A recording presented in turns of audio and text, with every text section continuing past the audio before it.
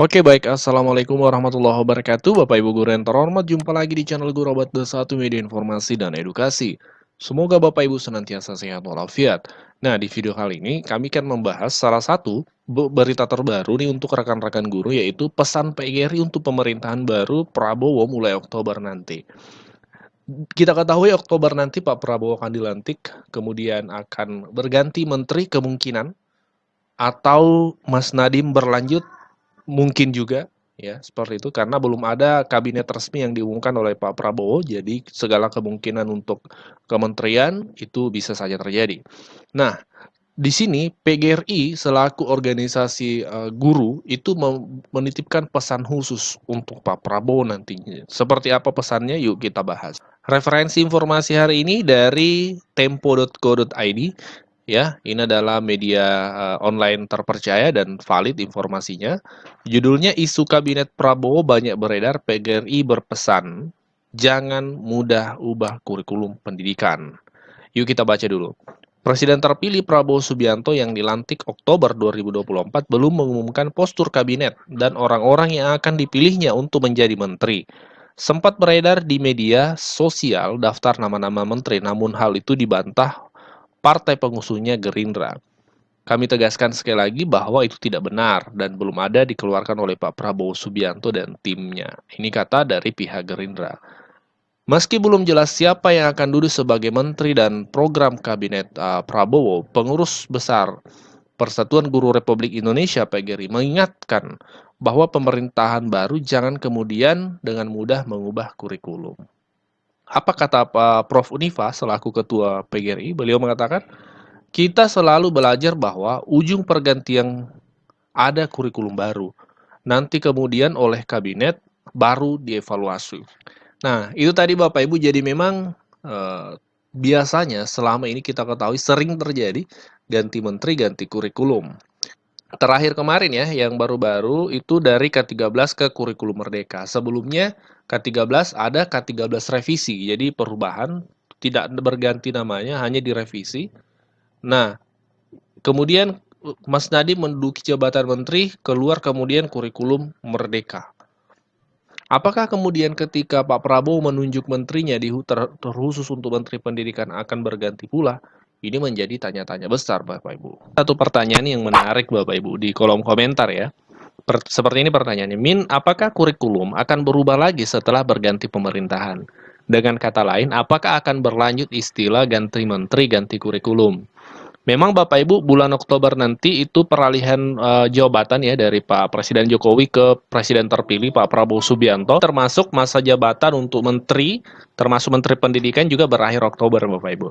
Nah, pertanyaannya apakah kurikulum akan berganti lagi? Untuk menjawab ini kita tidak bisa berdasarkan opini, kita harus berdasarkan fakta yang ada saat ini, dengan kata lain keterangan dari pihak pemerintah tentunya. Nah, ada satu keterangan yang bisa kita pedomani Bapak Ibu. Nah, ini bisa kita lihat di situs, kita lihat ya, situs rri.co.id ini.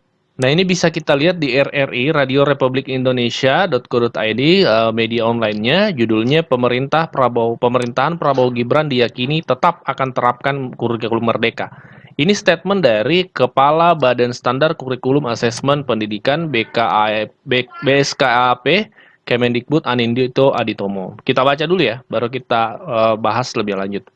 Kepala Badan Standar Kurikulum Asesmen Pendidikan BSKAP Kemendikbudristek Anindito Aditomo meyakini kurikulum merdeka akan tetap dilanjutkan pada periode pemerintahan berikutnya. Terlebih menurutnya saat ini sudah ada 300.000 atau 80% satuan pendidikan yang telah menerapkan kurikulum merdeka. Insya Allah, kata Kepala Badan Standar Kurikulum, insya Allah tidak ganti kurikulum, karena pendidikan tujuannya untuk memperbaiki sistem pendidikan nasional dan itu adalah agenda bersama siapapun yang jadi menteri. Kata Nino dalam konferensi pers usai peluncuran kurikulum merdeka untuk meningkatkan kualitas belajar. Dia mengatakan pada kondisi tersebut pergantian kembali kurikulum akan mengundang kehebohan. Kenapa tidak dilakukan ganti kurikulum? Karena saya yakin pendidikan itu bukan hal yang politis. Pendidikan adalah proyek besar bangsa untuk membangun manusia yang semakin baik serta mendorong SDM unggul dan berdaya saing. Itu adalah program semua menteri, semua presiden.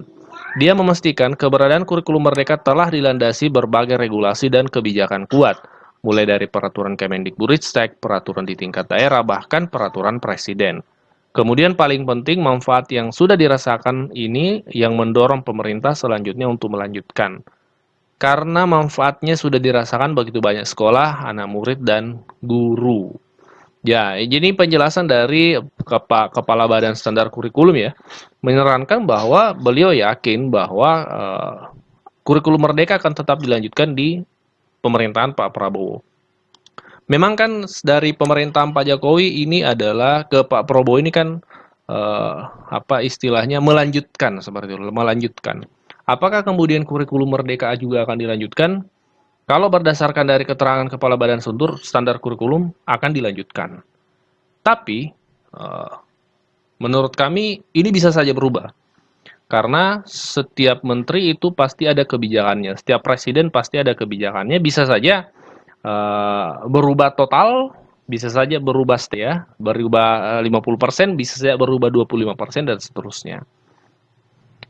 Nah, ini menarik untuk kita tunggu nih update-nya dari pemerintahan Pak Prabowo. Tidak lama lagi kita akan mengetahui jawaban pasti, karena 1 bulan lagi itu akan pelantikan presiden baru, dan otomatis kabinet baru juga akan dibentuk. Nah, termasuk dalam hal ini Menteri Pendidikan. Apakah tetap Pak Nadiem, ataukah Menteri baru? Nah, kita akan update informasinya nanti Bapak Ibu secara pasti, apakah memang kurikulum Merdeka diganti atau tetap dilanjutkan. Kalau berdasarkan keterangan dari pejabat saat ini, Kepala Badan Standar Kurikulum Pak Anindito meyakini tetap dilanjutkan. Di sisi lain Bapak Ibu, baru-baru ini di DPR ada rapat terpumpun ya terkait anggaran pendidikan. Salah satu pembicaranya adalah mantan Wakil Presiden Pak Yusuf Kalla. Beliau menyampaikan kritik mendalam, kritik tajam kepada Menteri Pendidikan dalam hal ini. Salah satunya terkait kebijakan kurikulum Merdeka. Nah, ada pernyataan beliau yang kami juga secara langsung putarkan videonya di video sebelumnya yang kami upload, boleh Bapak Ibu cek. Di situ ada pidato langsung dari Pak JK. Beliau menyatakan seperti ini, tidak merdeka saja tidak belajar, apalagi merdeka. Nah, ini pernyataan Pak JK terkait kurikulum Merdeka. Nah, ini pernyataan beliau menyoroti kurikulum Merdeka. Ya, terkait kurikulum Merdeka, sebenarnya tanggapan Bapak Ibu di lapangan seperti apa? Boleh kita sharing informasi, sharing pendapat di kolom komentar. Bapak Ibu pelaku di lapangan, guru-guru di lapangan, boleh dicantumkan di kolom komentar seperti apa tanggapannya terkait kurikulum Merdeka selama ini. Penerapannya seperti apa, atau ada kendala atau seperti apa, cantumkan semua di kolom komentar. Kita ketemu di kolom komentar Bapak Ibu.